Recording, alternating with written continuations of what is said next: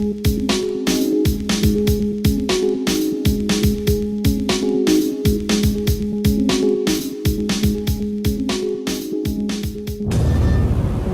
we're gonna win this war, I need information.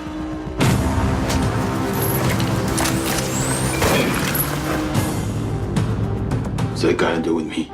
It's on a ship. I'm leaving tomorrow. You know its systems. Warning. Unstable electromagnetic activity. There's some kind of storm out here.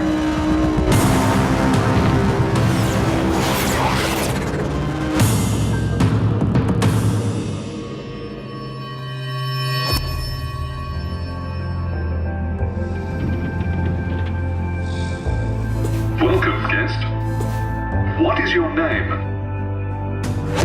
Just let me think for a second. I remember you. You don't know me. You don't know anything about me. I'm looking at you now, Kai, and your eyes. They're different. I'm not getting off this planet. It's not a planet, it's a moon. But we aren't the only ones still here, are we? We can't be here! I don't know if I can protect you. Yes, you can. That's what you do.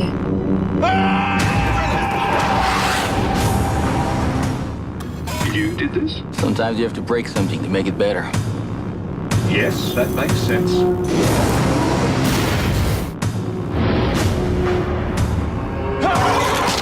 What's happening to me?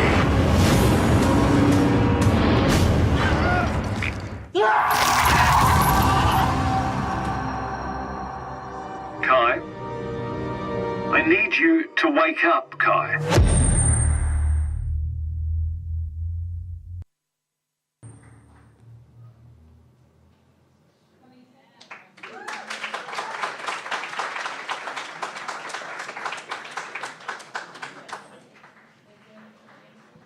Alrighty, Jesse O'Brien, writer-director, come on up.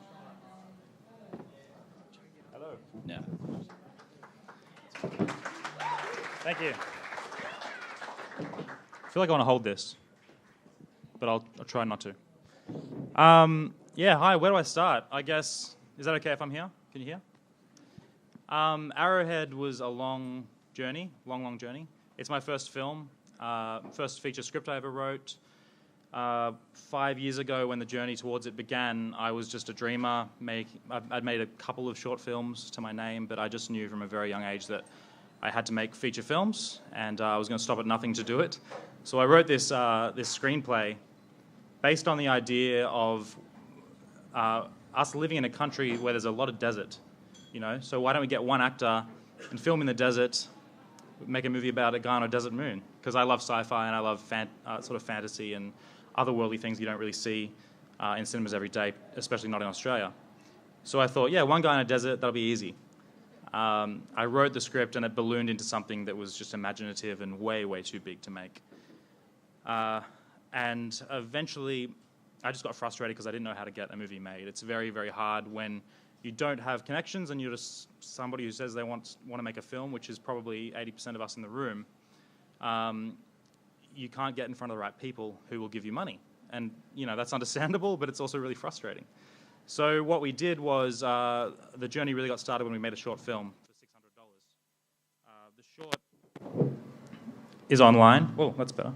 The short film is called Arrowhead Signal, and we made it online literally for $600. We went out to the desert for one day and shot at Lake Mungo National Park. And the other day, so it was a 2-day shoot, the other day was inside the apartment that I lived in, where me and my housemate built a spaceship interior out of cardboard and spray paint and vacuum cleaner parts that we found on the side of the road. And I'll get to how the feature happened, but that's essentially what the feature was. It was 2 parts of the shoot. First half was in a shed, in a shuttle interior that we built. You saw it in the trailer. And the second half was in the desert with a slightly larger crew than the short film. Look, there's a lot of stories about the journey, so I'll jump to the question soon. But what else can I say before? Some facts. $180,000 was the budget of the feature film, which usually people gasp at, except that the observance guys just blew that out of the water with $10,000. So now I feel like, well, I wish I could have done mine for less. But it was very hard to make 180 grand look like whatever you think that looked like. I'm not sure if you thought that looked big budget, but we really pushed to give it a look that was cinematic and larger than Australian life, I suppose. Yeah, can I throw to you, You Nat? can. So my first question is, what made you think you could pull this off? I mean, this seems incredibly audacious to go out and make a VFX-heavy sci-fi film independently in Australia. Seems like madness. The short answer is that we had to pull it off. Like, there was no turning back. When you love something so much, you just have to do it. And that was, like, quitting was never an option. It wasn't even a thought for a moment. On a practical level, what we did was we took that short film, we tried to crowdfund the feature for $40,000. We thought we could take 40 and make the movie for that. And I don't know what we were thinking. Like, I can't imagine what it would have been like to try and shoot that for only 40. The crowdfunding campaign was through Possible, and it only raised $21,000, so we didn't get any money. But about 2 weeks later, TV1 emailed me. TV1 was a Foxtel channel, and they owned the SF network, which is Australia's sci-fi channel. And they said, look, we saw your short film, we loved it, we want to help you fund it. We don't know if you can do it for 40, but we'll give you 140. The other 40 came from buddies of mine in America who invested their own money and some equipment and some experienced crew as well who came over and helped us. So totaled 180, and that's how it came together. And that voice seemed rather familiar from that robot. Do you want to talk us through that story? Yeah, that was Sean McAuliffe, the only name actor we have. Although honestly, our cast is really, really strong, which made my job very, very easy to not have to direct them, more just sort of guide them through the process because they were just great. Dan Moore is our lead actor, and he'd been in Underbelly, and I'll get back to Sean in a second, but just in terms of the cast in general, we were looking for what you'd think of when you think of your average sci-fi action movie. You typically think of a blonde white male, which is kind of sad, but it's kind of just naturally what we were looking for as well. Just the kind of people that send you stuff are the kind of people you see. And eventually we saw Dan's reel, and it was full of gangster roles and villain roles, and it's all he'd been doing, but because that's what people cast him as. But his audition, it was just a tape that he sent us through like a YouTube link, and it was just insanely watchable. And myself and the producers and Sam, the DP, we all watched it together, and the room was silent because he was just so... he just got the character. There was something about him, like behind his eyes going on. So I know... And Dan really grasped the role and ran with it. His passion sort of comes through all the way through to the end product. So I think the main cast are going to go on to become names for sure because they're all so talented.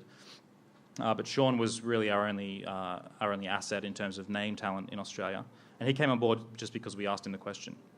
My friend who was our boom operator knew someone who worked on Sean's show, so he was like, "Do you want me to send Sean the script?" I was like, "Yeah, okay, good luck." And Sean said, "Yes, send it to my agent." And then he met with Christian and I. Christian's the producer. And I think Sean just responded to the fact that we were getting out there and trying to do something unique, and a couple of young guys just, going against the odds to create something. And he said, "Yeah, I'll do it." So Sean's involvement was really just 2 days. It was 1 day before production. He was the voice of the robot character Reef in the film.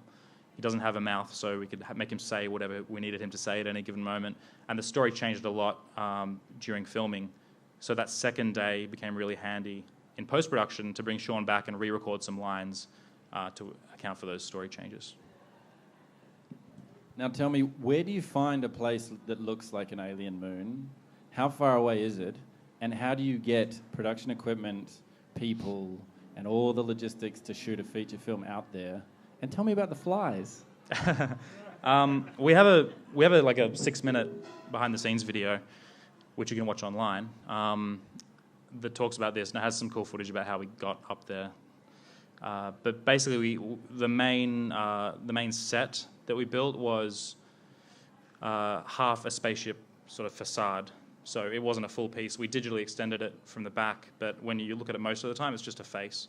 And we built that in like 6 parts in Melbourne that we then put onto the back of a truck under a big tarp and just roped it together and then drove it 16 hours from Melbourne to Coober, which is the desert location. And by the time the shuttle arrived, it was all banged up and stuff had ripped off it. But our philosophy all along was that Kai, our hero, lives in a crashed ship. So we just kept looking at each other when stuff went wrong and said, hey, it's a crashed ship. It doesn't matter if it looks like crap. So Coober was where we did that second half of the shoot. And let me tell you, after the first half, we were ready to go. Like, we were comfortable inside. Everything was working so well. The actors were performing really well because they were comfortable, and we were all just having a great time. And then we went to the desert, and just the first day of filming in the desert was insanely difficult. We had planned to get about 22 shots a day, and we physically couldn't move faster than 13 shots a day, so we were constantly having to scrap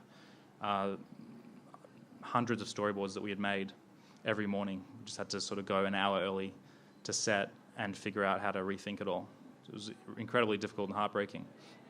But the reason it was so hard was because it was the summer, the Australian summer, 40 degrees every day. There had just been some kind of rainstorm up north of Coober, which pushed all the flies in the country down towards where we were shooting. So there were literally like thousands of flies constantly on us every day. We had to wear fly nets on our faces to stop them getting in. You could hear them from 7 in the morning until 6 o'clock at night, buzzing around your face. The actors had to perform through it and pretend they weren't there. People still ask me when they see the movie, why didn't you remove flies? And I say, I did remove flies. You have no idea how many flies I removed, but you just couldn't get rid of them all. So that was the most difficult challenge, was those damn flies. Never again. Pitch Black shot in the same place, and Mad Max Beyond Thunderdome did as well, but they shot in the winter time. How long were you guys out there? That was it was a 5-day week, and then a 1-day break, and then a 6-day week. Then we were done. And talk us through like your production techniques. I mean, you've said to me you didn't move the camera that much. Tell me about how you went about shooting a film like this, considering science fiction films are often big, dramatic, huge spaces, big movements, all that sort of stuff. Yeah. A lot of the film's look can be attributed to Sam Bolch, who's not only my best friend, but my cinematographer that I always work with. He also edited the film and did over 300 visual effects with me at his house afterwards. And Sam and I have a really great working relationship. We speak the same language, and we know exactly what we want. We both agree on almost everything. But when we don't agree, we have a great way of rethinking it together. And he really worked really hard with me to design the look of the film. Sam and I both have the same tastes aesthetically, so we love films that some of our favorite shots in films are from things like Aliens, where it's just simple. The camera just pushes in on Ripley. And the fact that the camera is moving towards something just draws you in and creates emotion. And we don't move the camera once. There's no moving camera. Because we thought, in like the thousands of things that we had going on at the time, we thought we wouldn't have time to move a dolly around to set up dolly tracks. And we've been doing some commercial and corporate shoots since, and we moved we set up a dolly all the time in under 2 minutes. We could have done it, but we just felt like we couldn't, so we didn't try. So the camera's constantly locked down. I feel that despite that, Sam is brilliant with framing. So he just created these. Every frame you look at, like that's a key moment. That's actually just a still, but there's a shot. The very last shot we filmed is basically that. We just worked really hard to create these images that people would remember. And even though logistically we couldn't move the camera in ways we wanted to, we tried to create something that still popped out and left these lingering visuals. And talk us through some of the inspiration for this. As you said, this went from a short and then you worked towards a feature. Tell us about the writing process. Where did this idea come from? The very earliest seeds of the idea, as I said, came from the idea of a guy in a desert, alone in a desert. So Castaway was obviously the obvious reference point. So I looked at the structure of Castaway quite a bit. But then I kind of, as I started down that road thinking more, I thought, wouldn't it be interesting if, what would a werewolf do if a werewolf was on an island, you know? If if they're transforming all the time, but they're not in danger to anyone but themselves, what kind of character exploration could you explore through that? And that's sort of where the seed of the idea happened. The movie itself has that element, that transformative element. The story doesn't focus too hard on it, but that's really where it began. I wanted to see something that merged a really earthy, grounded, sort of dirty, real movie set in a real environment, but have some kind of creature puppetry. And so I drew from a lot of films. The Thing is a huge influence on me, so I knew I wanted practical effects work. Aliens is a huge one. Enemy Mine is one going back a few years, but with Dennis Quaid. It's a great movie. A guy stranded on a planet. And, you know, I don't think you can make a movie that's purely original out of your own genius. I don't think that's a real thing. I think we just, whether we like it or not, or whether we know it or not, we're always drawing from the films that we love. All right. Now, you were keen to chat to the audience, so does anyone have any questions? Because there we go.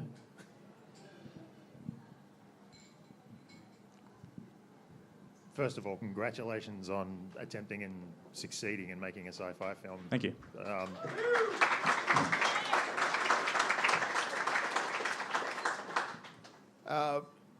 Two questions. First of all, could you do a breakdown of the plot of the film for us?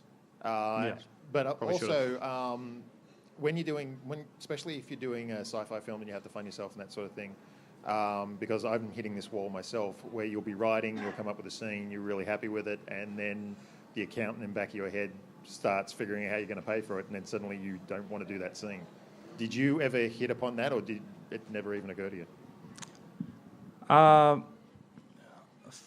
I'll address that one first, because I forgot the first question. Plot of the movie. Oh, I'll do that one first. That's important, right? Basically, Kai, that handsome man there, is a mercenary in a prison when we first meet him, and he helps a bad man named Hatch escape from that prison, and essentially is given one last chance for freedom by going on this rescue mission in space. And that the ship that he's on crash lands on a desert moon, and he's stranded alone with his computer named Reef, who's voiced by Sean McAuliffe. And while he's there, he gets infected with a symbiotic organism that makes him transform back and forth, which is kind of a spoiler, but it's all over the marketing. People know. It's in the trailer.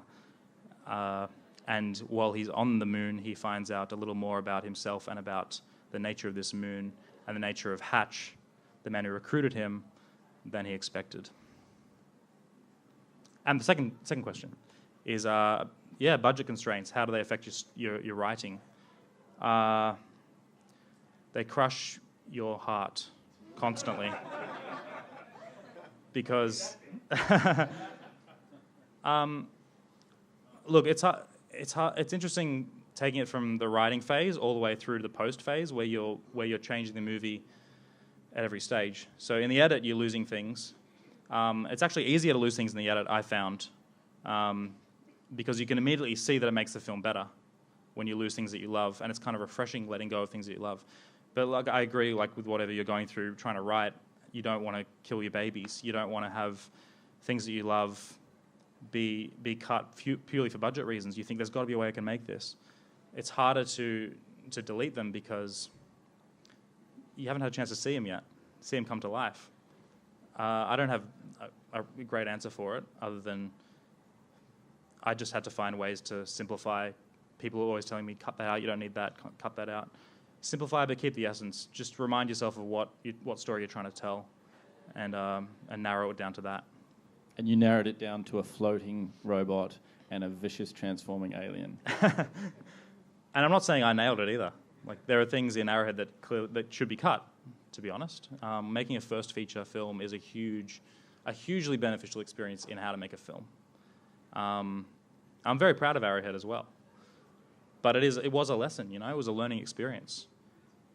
It's hard to. I'm sure a lot of you are thinking right now, like, I'm going to make my feature, and I'm going to get it right, because it's exactly what I thought. I promise you, it's exactly what I thought, and it's incredibly difficult to mold into your exact vision.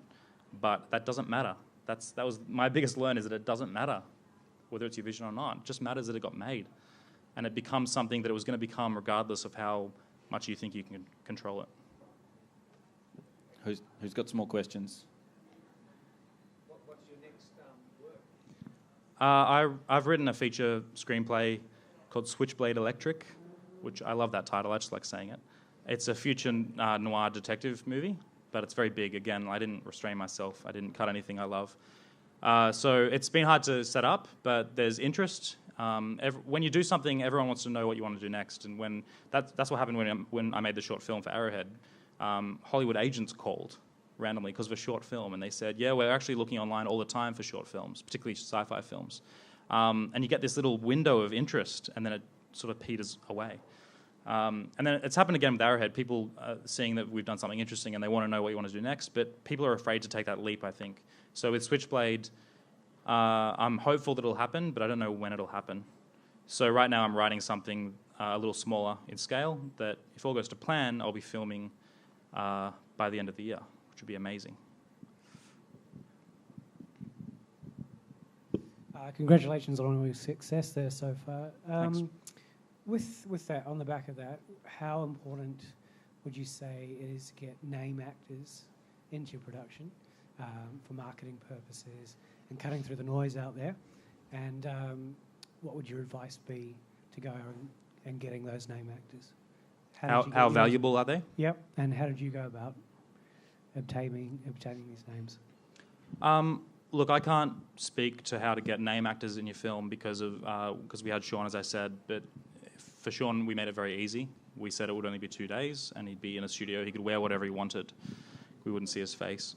And we haven't made him do any press stuff yet.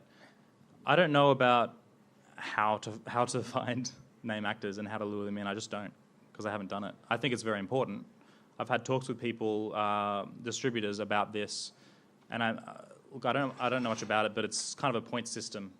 Certain actors are valued by certain numbers, certain figures, and they kind of look at it and go, well, you got this person, but they don't necessarily equate to this amount of profit in this region of the world. So it's a very complicated system that, sadly, creative types who just want to make movies for the fun of it, that we have to try and understand the business side.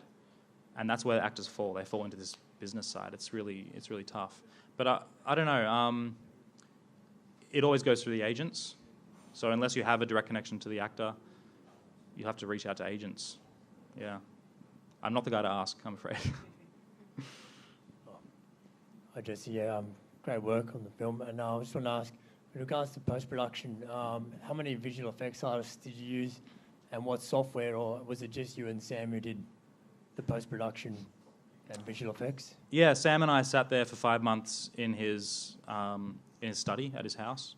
We had 2 iMacs sitting next to each other, and I lived at his house for 5 months, and we just sat there editing Premiere Pro. We used Premiere. We're big Final Cut guys, Final Cut 7, but when they switched from Final Cut 7 to Final Cut X or 10, or whatever you want to call it, it didn't have what we needed at the time in terms of the workflow. So Premiere was the next thing, and now we're big Premiere guys. We love it. So we're also After Effects motion graphics artists by trade, and by we have a lot of history doing, text flying through the air. So we knew that if you could take text elements and fly them through a 3D space, we could take planets and put them in skies. So we built the visual effects shots around what we can do, really simple stuff. There are around 300 visual effects shots that we did, which we only just got done by the deadline. And there are about 5 or 6 key shots that we outsourced to other people that we couldn't do ourselves because we don't really know how to do 3D stuff. So the big awesome ships you saw in the trailer, I think they're awesome. They were done by other people. There was a guy named Lucas Trank who we gave him a certain amount of money to do like 3 or 4 of those ship shots, and he was like, look, I can't do... I can only do a certain amount of quality on this amount of time and money. I can do like Game of Thrones quality. And I was like, hell yeah. Sounds great. And a guy we know, Thomas Price, did a little bug creature as a favor for us. And yeah, I think in terms of translating that story into advice is base what you're going to do around what you can do, and then pick really essential items that you outsource to other people. In terms of things that you learned through this particular production, what have you learned to avoid and what have you learned to aim for future productions? Okay, if I avoid and aim for, all right. Aim for, next time, I'll definitely schedule time on the back end for reshoots because we didn't have any leeway whatsoever. There were certain things in the edit, and when you guys see the film, it's coming out soon, hopefully in Australia, it's kind of confusing. There are a lot of plot elements that don't quite make sense. We always argue that they do make sense. The answers are in there if you look for them, but it's a bit of a puzzle. And we're fully aware of it because we couldn't film everything we needed to film to make the story work. There were certain things that if we could shoot them, it would just make total sense. But we just couldn't do it, so it became a bit of a patchwork putting it together. And so that's one thing I would do, is I would just schedule one day. One day is all we would need for a couple of reaction shots here and there, or a simple action of this happening, even if it's against a green screen. Not that I'm an advocate of green screen. I actually really don't like movies that rely too much on green screen, but just something. We would have had some room to move and fill in the gaps. I think most movies probably do fill in the gaps in some way, but we literally couldn't. We did nothing. Nothing beyond what we had from the set. And things to avoid? Oh yeah, flies for sure. Now, one thing, this is kind of an important one. We had a bunch of Americans come and help us. No, I'm not saying avoid the Americans, no. They're good people, but they had a very, very different approach to our Aussie crew. The Aussie crew was me and my buddies who have always done it with me and our friends who were doing it as favours. They came along for the ride and the adventure, and as such, they had a bit more Aussie approach, laid back. Where the Americans, they'd done it before, they knew how to do it properly, so we could not have done it without them. But there was a bit of a culture clash in terms of how the two crews worked. So I think just adjust expectations as well. That's something to avoid not doing that. Avoid not really knowing how people work before you throw yourself into the fire with them for a month, because it really is one of the most difficult things. I think it is the most difficult thing I've ever done, which makes me pretty lucky, I suppose. First up, congratulations. It looks really good. Thanks. So crowdfunding is a lot of the films these days are sort of trying to get themselves on the crowdfunding sites. What would you do differently about your crowdfunding campaign? And after you've answered that, would you bother again? I don't think I would bother again, no. I think when we didn't succeed, I don't use the word fail for that crowdfunding situation, because we didn't fail. The only reason we got made was because we had that campaign to generate interest. But when we didn't succeed in raising the funds, I kind of walked away from it with my tail between my legs. And then the Americans who put their portion in, they tried to crowdfund their portion, and that failed as well. So after those two that didn't succeed as well. So after those experiences, I just kind of said, never again. I can't go back and try again, personally. But would you say that, it seemed to get you in contact with those, I don't know if there's a direct difference of you running that crowdfunding campaign and it not being successful, and then TV1 or sci-fi TV or whatever it's called, calling you up and saying, hey, do it, let's get this on. Do you think they saw the crowdfunding campaign? Oh, that's exactly what happened, yeah. Do you want to just explain that in case people can't hear it? The question was there a connection between us running the crowdfunding campaign and TV1 seeing the short film? And that's exactly what happened, yeah. That's why it wasn't a failure. It was hugely beneficial from that point. I think it's a great marketing tool. I think potentially, I'm no expert on it, but people are becoming more cynical these days of crowdfunding because everybody's trying to do it. I personally... it's just something I wouldn't do because I've done it. I've tried it.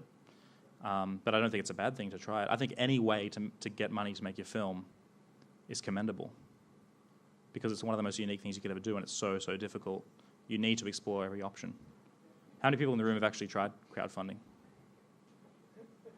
Yeah, it's a good amount. How many have succeeded? Oh, that's awesome. I guess my first question was, what would you do different about the crowdfunding process this time? I'm just interested in actually trying to crowdfund. I don't know. When we first started to crowdfund, there was a huge spike in the first. I think it was a 30 or 40 day campaign, and the first half was huge. It just kept climbing and climbing. And I think maybe we got a bit more too confident because of that and let it peter off. I think you just need to constantly produce content. And all we had was a short film, behind-the-scenes photos that we were slowly releasing. We weren't maybe active enough in doing it. But I'm kind of glad we didn't because, again, 40 grand, we couldn't have done it. So you finished this film, you've been out in the desert, and you've been shooting in a shed, and you've got this crazy film somewhat in the can. Talk us through what you do with a film. Like, how did you guys have had some decent success? Tell us about what you did, who you had to speak to.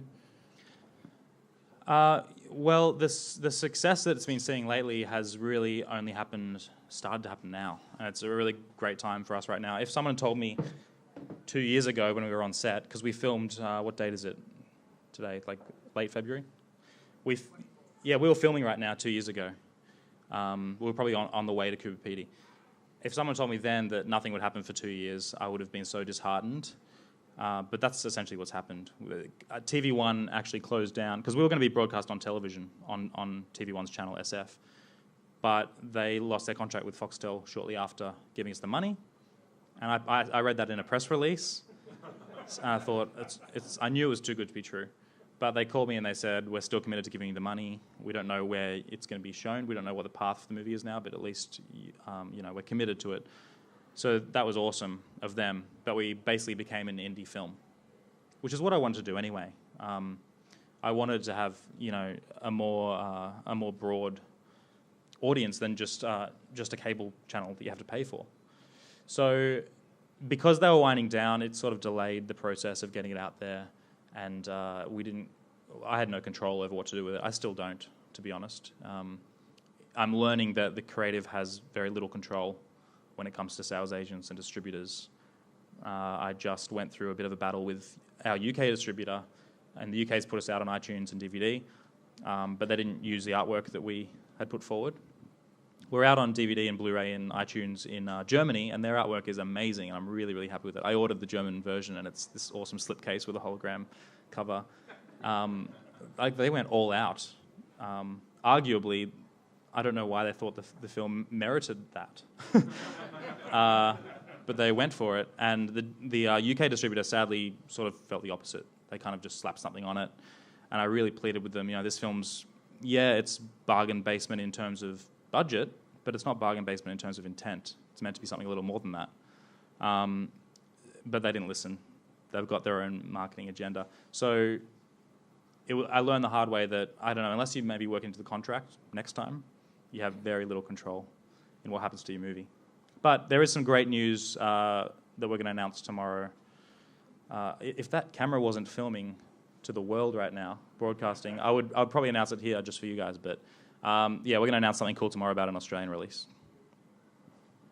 I'm always trying to understand how things work on the top level. How do you mean that the contract between the Sci-Fi Channel and Foxtel evaporated, whatever? Oh yeah, basically what happened with TV1 and SF is they had a contract with Foxtel, and Foxtel decided they wanted to replace them with their own channels.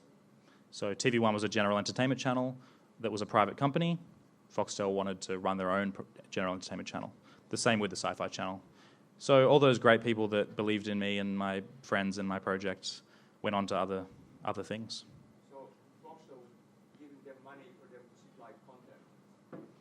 Well, I think, I don't know if Foxtel was giving TV1 money to fund content, but they did have a certain amount in their budget that they had to spend on local content, but they weren't necessarily spending that on production. But I think it was just a right place, right time thing where they saw this short film and they said, well, hey, we've got to spend this money somehow. Why don't we give these young filmmakers a go? And thus you ended up in the desert covered in flies. Yeah, and 2 years ago I didn't have as much grey hair either. It's interesting, you know, 2 years, Joseph and Josh, you guys took about 2 years to get your 3 years. And Tim Lee, how long did it take for 54 Days to get distributed? So 18 months. So it's a longer turnaround than I think a lot of filmmakers realise at the start of it. Yeah, patience. Patience is a virtue. Have you heard that one? It's true. And during that time, like, surely there's got to be a bit of doubt about everything. How do you deal with all that? Passion. You know, you just, like I said, you just can't stop. If you stop, you fail. Failure is just you stopping. What more can you say? You just keep going.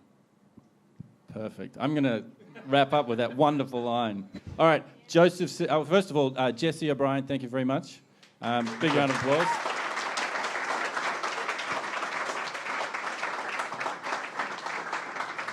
And we'll take another round of applause for Joseph Sims-Dennett and Josh Zammit from Observance.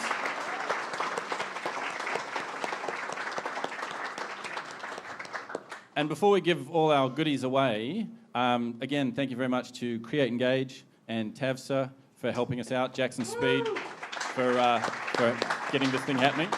And thank you very much for everyone who's been watching on the live stream. Hope you've enjoyed. We're going to give away a mile of goodies that we've got from LEMAC, what do we got? Road, Film Inc., and Mango Tree Story, and some little bits and pieces from Jackson Speed as well. So Joseph Sims-Dennett and Josh Zammit, you guys need to come to the stage.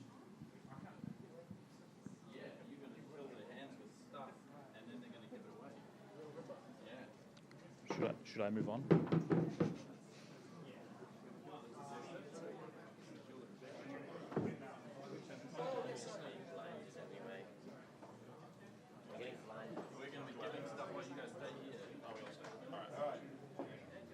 James is going to be filling your hands with goodies, and you're going to pass us around call numbers and tell us what people have won. What are we doing? Ooh. Oh, fantastic. So tell us what we've got to give away, give us a number, and we'll get through this stuff fast. And then we've got some pretty awesome stuff to give away. We're going to give you guys some new tickets so everyone has a chance. You're going to have to tell us what this is. So let's give the whole bag away. Oh, okay. Cool. All right, what's the first thing we're giving away? Jesse. It is a Road bomber jacket. Josh, give us a number. Yeah. Josh, you got a number for us? Okay.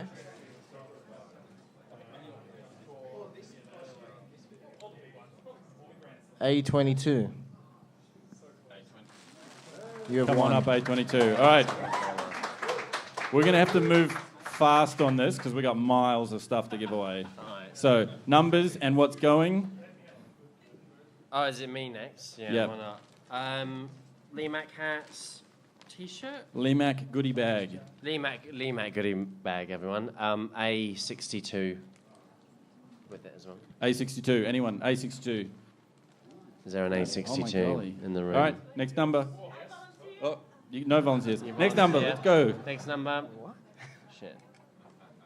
A83. A83. Woo! Come on up. Josh, what do we got next? We've got another Road bomber jacket, is that it? Yeah, we got one of them. Give us a number, Josh. Okay.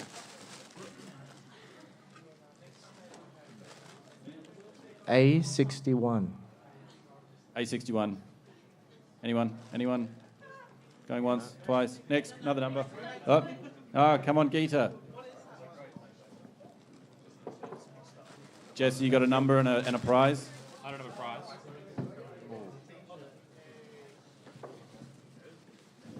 I need a prize. And a number. Is it me now?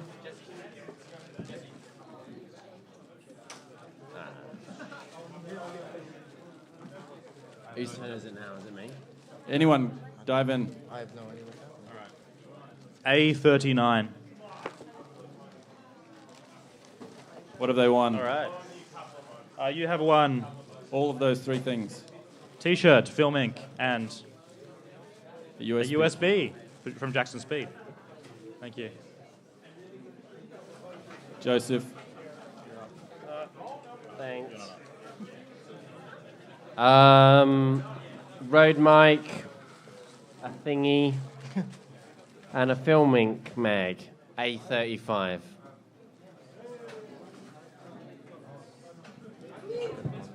And a USB.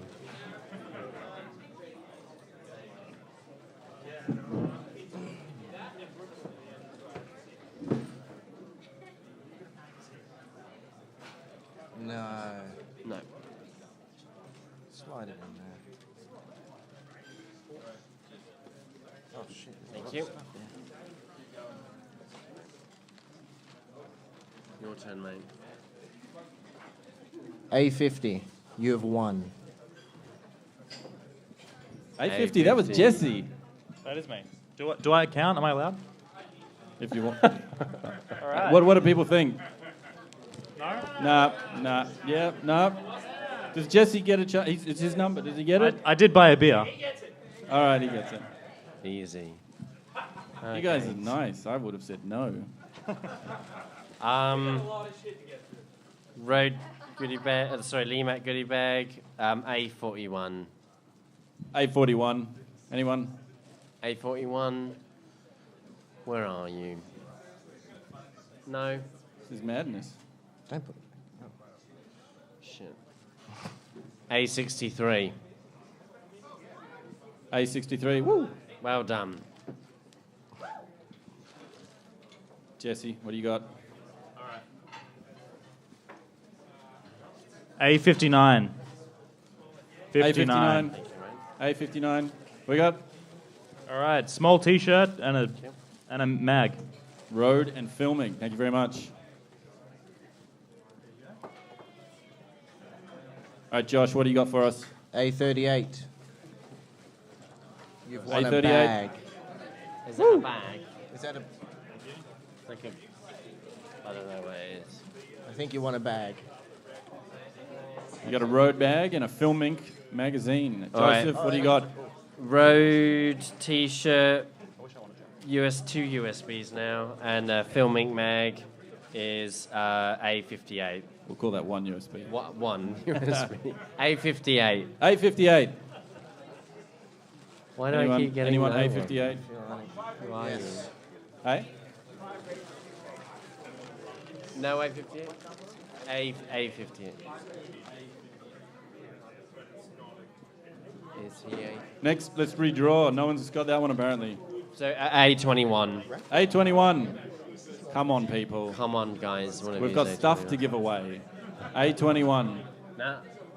A21. Anyone? Oh, A21. A21, okay. That took a while. What's next? Josh, what do you got for us? Thank you. A64. A64. A64. Ooh, we got a winner.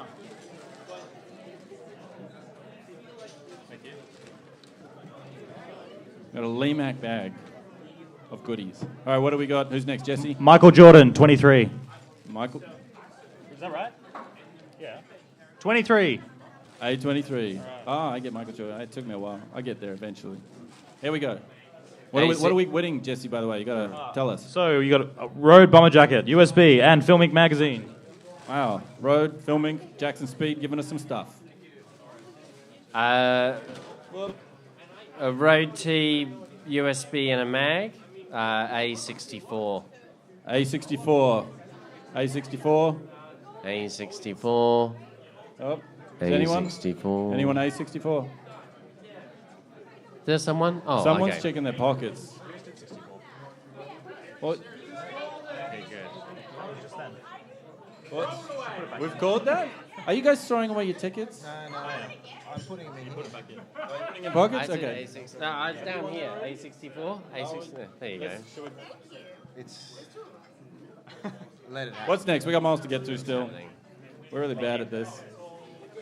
You next. Oh, that's me. A06. What are they winning, Josh? I think that's a bag. A road bag and a filming magazine. And a USB. What was the number? And a USB. 06. This Joseph, what do we got next? There you are, sir. Road bag, USB, and a magazine. Jackson Speed USB, road bag, and a filming magazine. Beautiful. A42. A42. There you go, mate. Okay, 26. Thank you. 26, A26. 26. A26. Anybody? Filming magazine. Bag, road USB, magazine. Jackson Speed USB. A26. Holy dooly, this is madness. Yep, next, another number. 47. 47. This is the worst.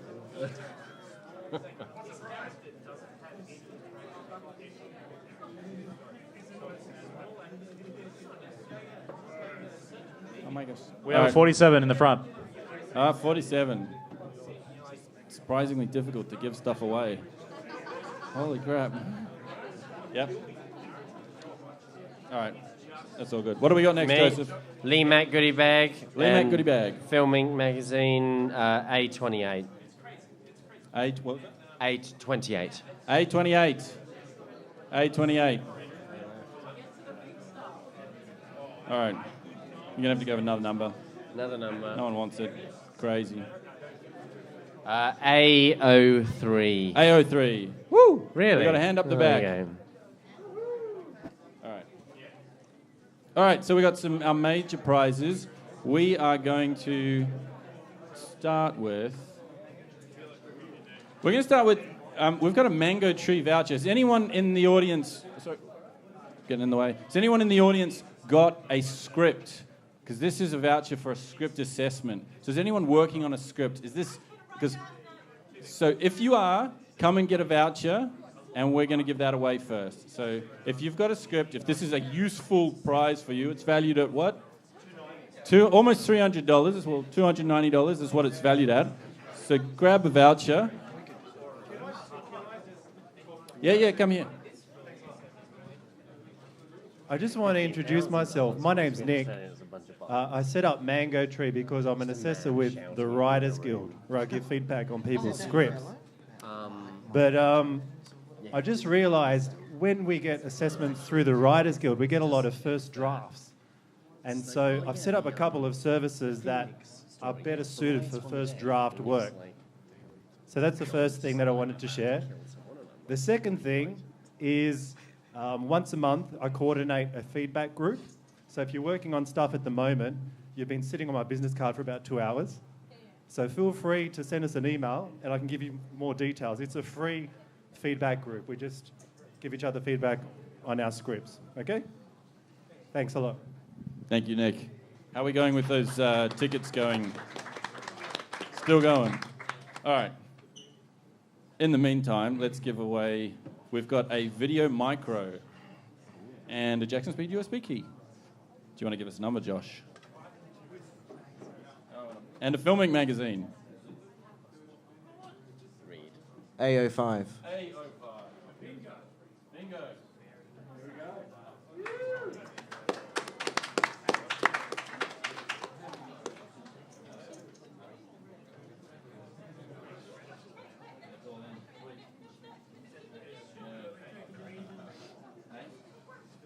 Still green. There you go.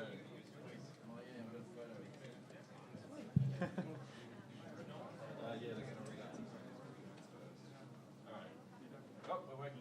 photo. Okay, and we've got another video. We've got a video mic, me from Rode, Filming Magazine, Jackson Speed, USB key, and the number is from Jesse. A27.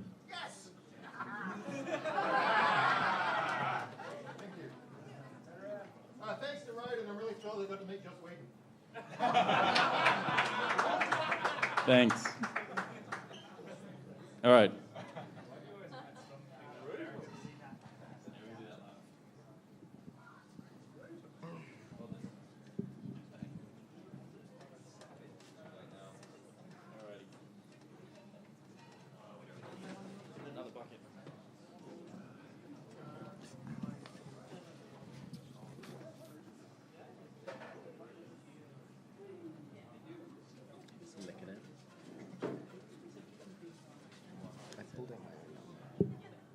All right, for the Mango Tree script assessment, Joseph, do you want to give us a number?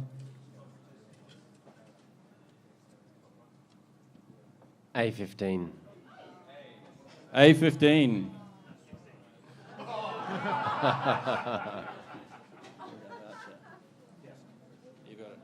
We got it.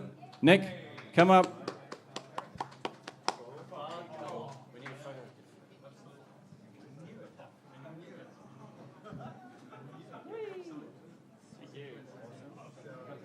All right, And we got the major prize for tonight, which is from Lemac, which is a $500 rental voucher.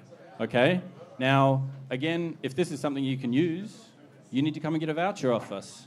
Because, yeah, that's the go. Is Lynn still around? Lynn, do you want to come up and oversee this? Lynn's from Lemac. Lynn's lovely. Can you, James, do you want to organise that? So everyone just needs one ticket. So come see James, get one ticket, and we're going to give away this Lemac voucher.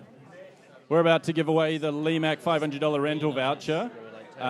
Before we do, Joseph, you wanted to tell us something about your film. Oh, yeah. Everyone, I didn't say earlier, but Observance, we're having our Australian premiere at the Randwick Ritz on April the 3rd. So if you want to come, tickets are available. April 3rd? We need your help. At the Ritz? At the Ritz. That's Perfect. the one. Yeah. And just once we've given this away and once we're off the live stream, just Joseph, Josh, and Jesse are all going to be hanging around. So if you've got questions, hit them up. They're very friendly and they're very happy to share their info. Triple J. Yeah. All right, who's going to do it? It's not that one. Drop that. Drop that. Yeah, get rid of it. Who wants to do it? He does. Just loves it. All right, Lynn, come forward. We've got Lynn from Lemac, everyone. Round of applause for Lynn. Lynn and Lemac have been supporting us from the start, so massive thank you very much to you guys. And have we got a number, gents? Drum roll, please. A51. Whoa, A51. Oh, look at that.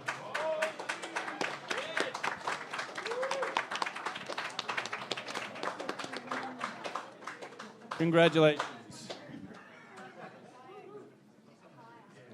Where's Paul? There he is. Oh, photo. $500. Alrighty, thank you very much, everyone. Thank you very much for everyone watching us on the live stream. Thank you very much, Lemac, Road, Mango Tree Story, Film Inc., Jackson Speed, Create Engage, and TAVSA. Thank you very much, everyone. I hope you've had a great time. Hit us up for questions. Have a good night.